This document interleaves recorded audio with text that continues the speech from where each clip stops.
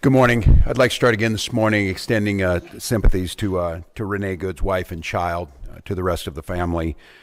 Deepest sympathies on an unimaginable tragedy and the horror of the last 24 hours. Also a deep thank you to Minnesotans and those across the country. I understand a fund has been set up to support Renee's 6-year-old child and wife. Other things being done. I would encourage Minnesotans and folks across the country in this moment. You're seeing neighborliness and kindness rise to the occasion. Is go and find out what they're doing there and give some help if you can.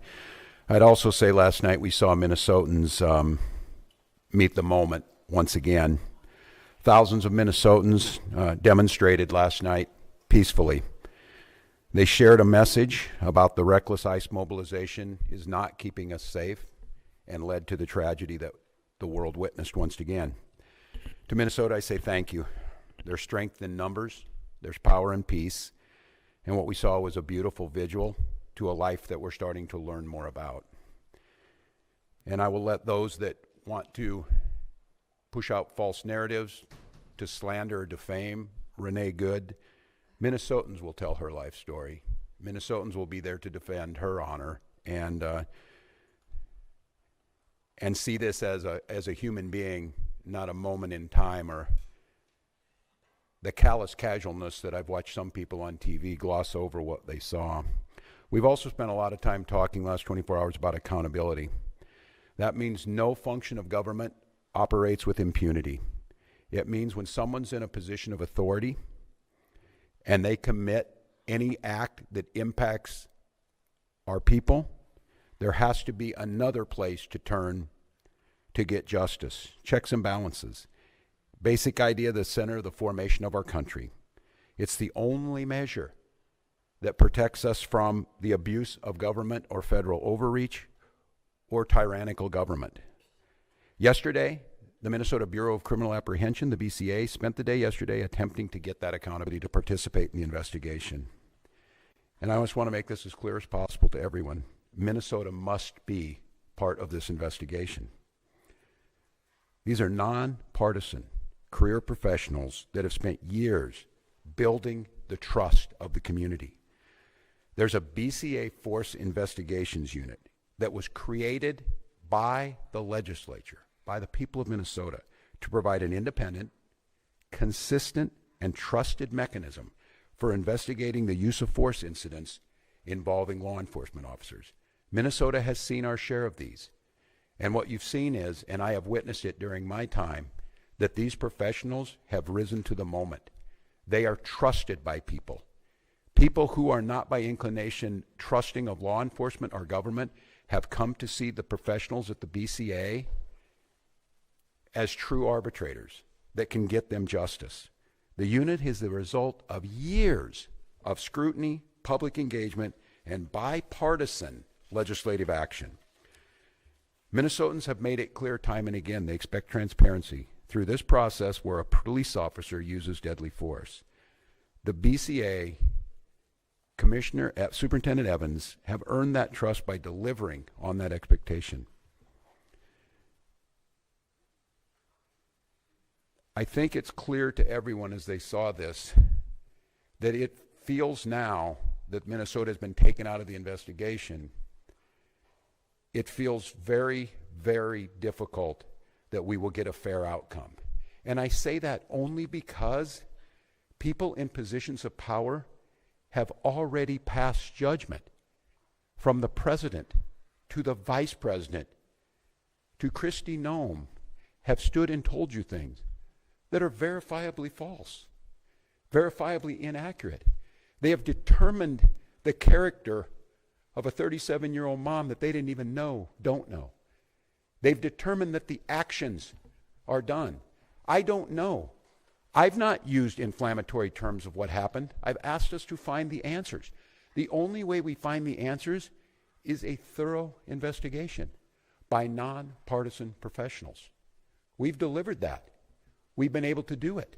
We've earned the trust. And when I say that, the trust of BCA, and I tell Minnesotans the trust of law enforcement here.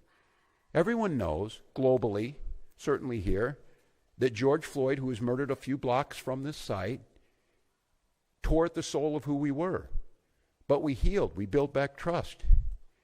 Chief Brian O'Hara came in and took one of the most difficult jobs in America of building back trust in the police force in Minneapolis after Derek Chauvin murdered George Floyd. And he's earned that. And he's level. And he's fair. And he's asking for that.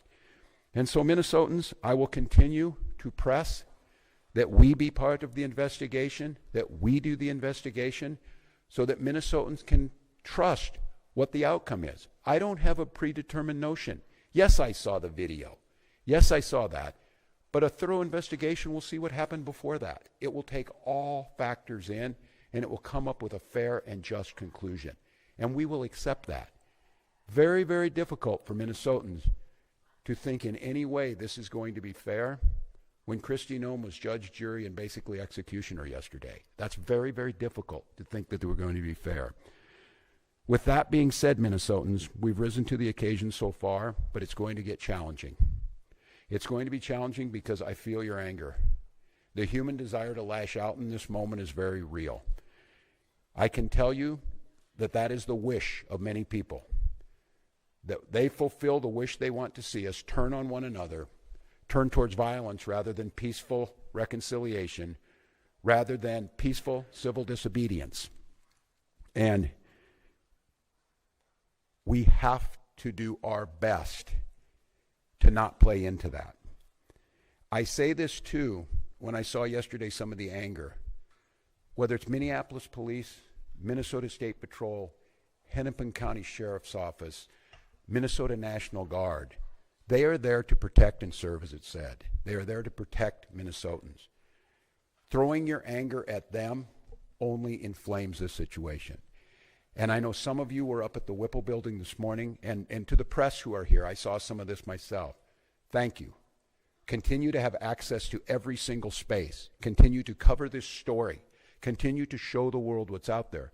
I will say it where our president won't. The press are the defenders of our democracy. You need to be there. But I also tell folks, protect our Minnesotans who are out there and don't turn the anger to them.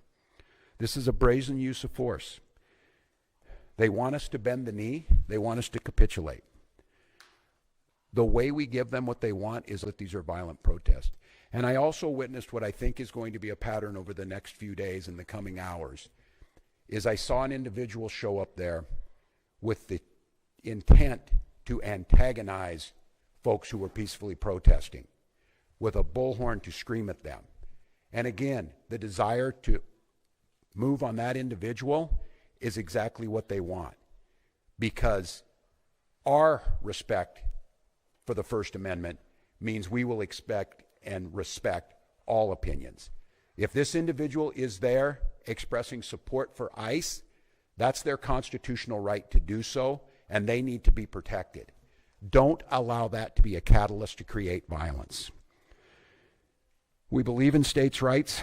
We believe the federal government needs to stay out of this. We believe that the situation has gotten worse and less safe because of their presence. And I will just say there were two incidents yesterday I saw after this that just tore at my soul.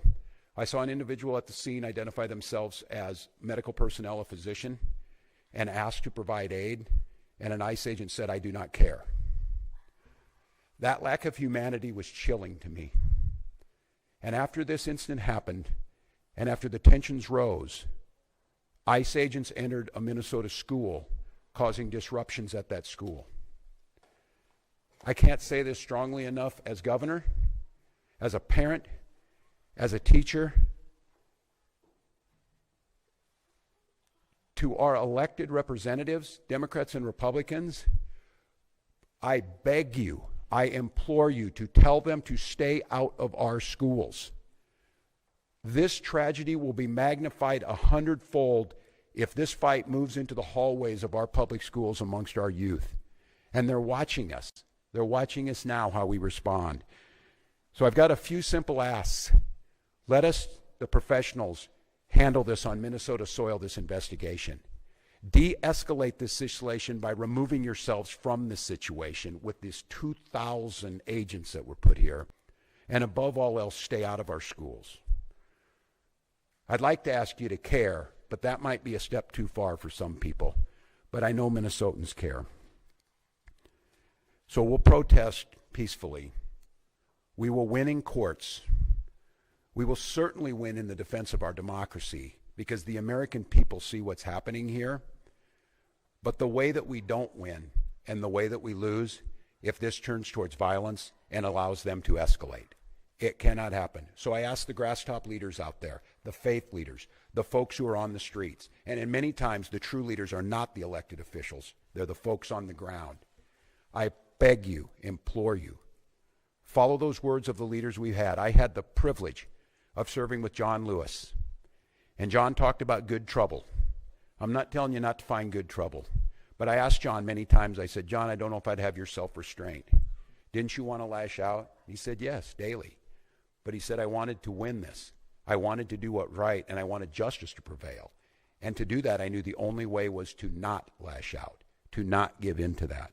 So to each and every one of you, we're not going to win this through violence. We're going to win it through justice. We're going to win it through compassion.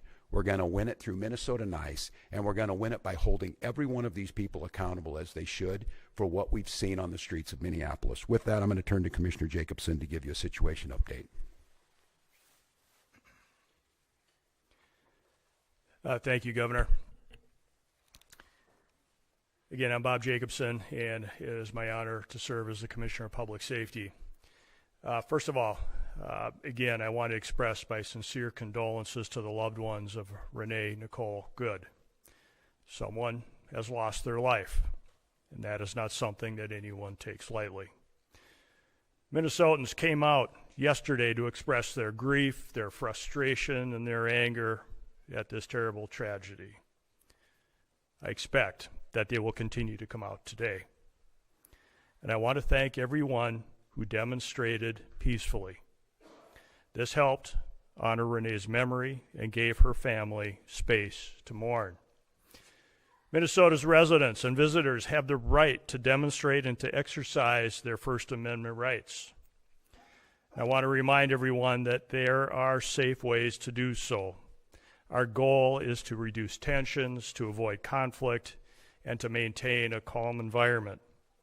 As I mentioned yesterday, we recommend the following safe and lawful ways to demonstrate.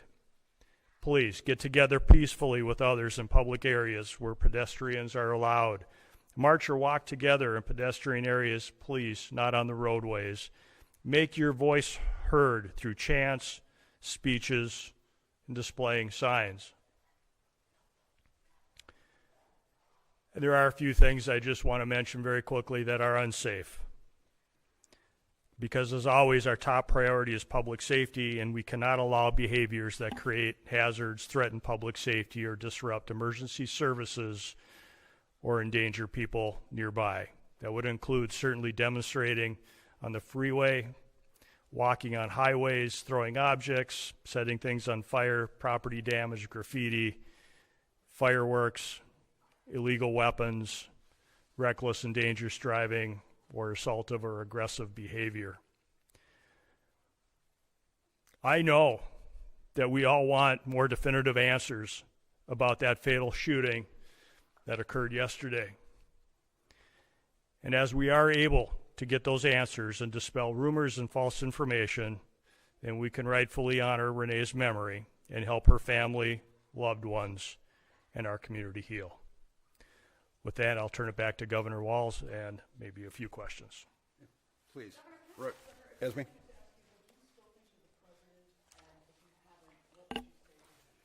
I have not. As I said yesterday, I did speak to Secretary Noem and received a lot of talking points. I will note that I asked Secretary Noem how she would have felt if President Biden had sent 2,000 troops into Rapid City, South Dakota, and she said she would have welcomed them. I leave that for the folks of South Dakota to determine. I've not spoken to the president. I would ask him, first of all, the goal here is to make America safe, is what he said. There is no verifiable evidence that any of this is making America safer. I would ask him to de-escalate in the moment, to allow Minnesotans to back up and grieve, to allow this investigation to be played out by the rule of law. I said it again, I have not passed any judgment on this. And to please please, whatever it is, leave Minnesota alone. Earlier this week, I don't know if it was if something he wanted or I've already made it clear. I'm exiting the stage here in a year. But I told him I have a year to continue to do what I love dearly and what I believe I've been good at, making Minnesota a better place to live. The number of calls we got today of parents asking if they should send their kids to school or not. Minneapolis had to make what I believe was the absolute correct decision to cancel school. We have students out of learning today. I would just ask him, I'm not talking anything about border security. I'm not talking anything about what he needs to do on that. None of this is accomplishing either his mission or making us any safer. So just give us a pause. Let us breathe. Look, we're exhausted. We're exhausted as Minnesotans. We're exhausted as Americans. And this relentless assault on Minnesota, for whatever reason, is just cruel now. It has reached cruelness. So please, just give us a break. And if it's me, you're already getting what you want. But leave my people alone. Leave our state alone. And look again and see what's happening. It's not me saying it. You're hearing it from many, many others. So that's what I would say. Governor Walz, is there anything stopping state and local law enforcement from conducting an independent investigation to this, even if the federal government does not want to have you have a joint investigation? So, great question. We have asked for cooperation from the federal government. We were invited in to do a joint investigation on this initially. We continue to work with the federal government all the time on joint investigations. This is not something new, whether it be with the FBI or other federal law enforcement agencies, so we are accustomed to doing joint investigations. As the governor has mentioned, our force investigative unit within the BCA has a stellar reputation for doing quality investigations, for finding the answers to the questions that people have.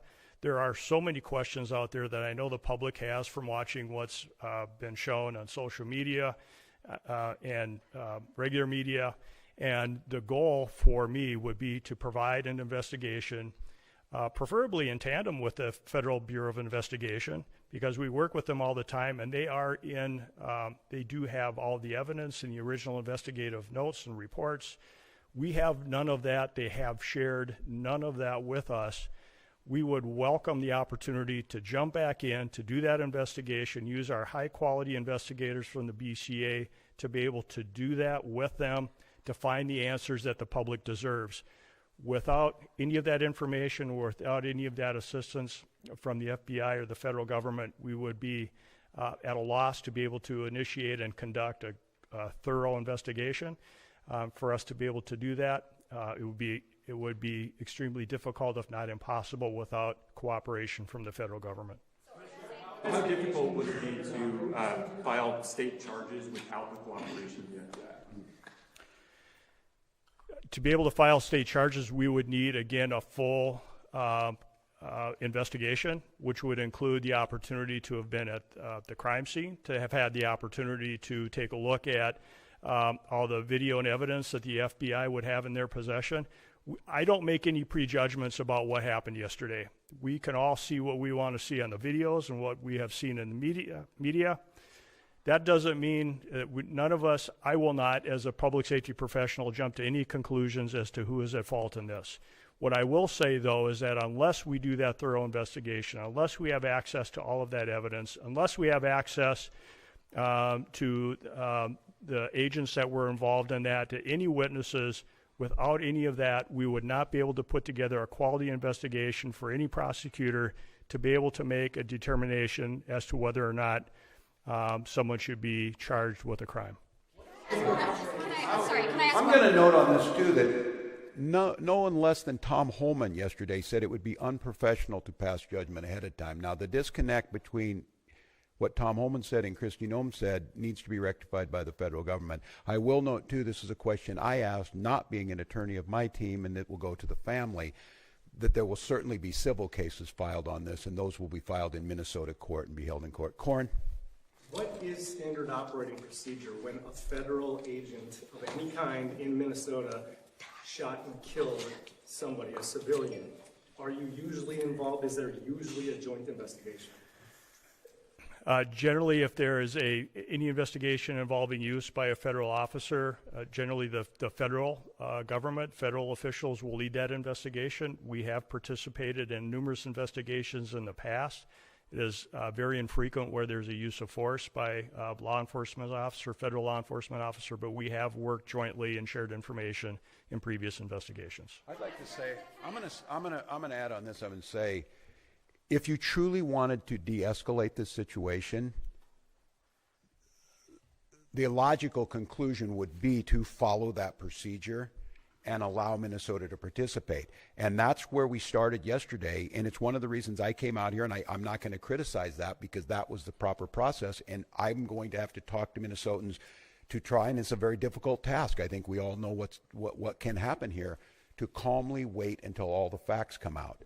I think you in this room are seeing the gravity of this situation by not allowing Minnesota to participate, and the prejudgment that's already been made by leadership creates a very, very dangerous situation. And that's why, once again, I'm going to reiterate to our federal partners, simply let us be part of this. Use our professional folks. They will gain you the credibility and the trust of Minnesotans to believe the work that you're doing is honest, and it's not just a whitewash to backfill a predeceived notion. All right, so I got 10.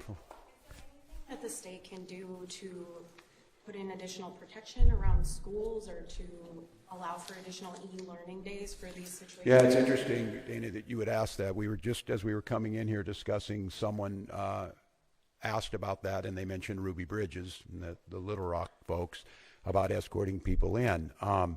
We have not determined that yet, but it is a situation that we're going to have to explore. As I said, again, the thing that cut me deeply was watching what happened in our schools and the chaos. And I was on with Commissioner Jett this morning as he's talking to folks from St. Cloud to Duluth about what they think about today. Should we be in classes today and tomorrow in those schools, or does it pose a potential risk? And so we're trying to figure that out. I think many of the things and the lessons we learned during COVID is local communities and local schools being able to make some of these decisions in the long run probably gets us better outcomes, but we are deeply concerned with that. I'm going to come back as soon as we get any more information from all of you. We'll be in front of you again. I will reiterate, and many of you know my wife Gwen, the First Lady, is an English and literature teacher, and we were talking about some of this, and she got asked the question, and it was when will all of this end? And what Gwen said, it will end when enough people say it will end, and I think that is sage advice. And then I couldn't help but thinking, and it scares me a little bit. I heard those words. We remembered, many of us in here in sophomore, when we read it, that the party told you to reject the evidence of your eyes and ears. It was their final, most important directive. It certainly feels like that in this moment, and so I want Minnesotans to not believe that I'm telling you not to be angry, not to be scared, not to be feeling a little bit hopeless in this moment. But I would also say this, and I saw it last night, I saw it during George Floyd, I've seen it throughout our history. When things looked really bleak, it was Minnesota's first that held that line for the nation. On that July 3rd, 1863. And I think now we may be in that moment that the nation's looking to us to hold the line on democracy, to hold the line on decency, to hold the line on accountability, and more than that, to rise up as neighbors and simply say, we can look out for one another. We can have differences, but we've proved to the world going on 250 years that our democracy could hold. It feels to me like we're at one of those inflection points, that simply asking our government to give us accountability, listen to local leaders, ratchet down the rhetoric, let people feel safe in their person, and let's let our kids go to school without fear. Let's let our kids go to school knowing that tomorrow could be a little better day. And so we're going to work on that. I'll leave you with this, and I'm not sure when we'll get in front of you next, but to Minnesotans, again, just one last time, don't give them what they want. Don't give them the unrest that they want. Don't give in to allowing them to bring more folks in here. Don't allow them to expand this somewhere else. Rise up, wrap your arms around your neighbors, peacefully express your First Amendment and your constitutional rights, and let's start healing, get some answers, and move Minnesota forward. Thank you.